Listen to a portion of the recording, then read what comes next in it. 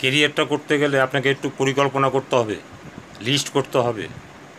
পরিকল্পনা লিস্ট করে বাছাই করে করে আপনাকে প্রথম পজিটিভ পার্টিগুলোর বাড়িতে যেতে হবে, তবে আপনার কেরিয়ারটা সাকসেস হবে।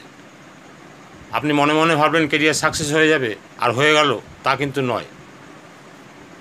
ওই যে সূর্যদেবকে বলেছিল জয় বজরংবলী, হনুমান, যে তুমি ভানু আর আমি হনু, আসো আমি তোমাকে খাবো।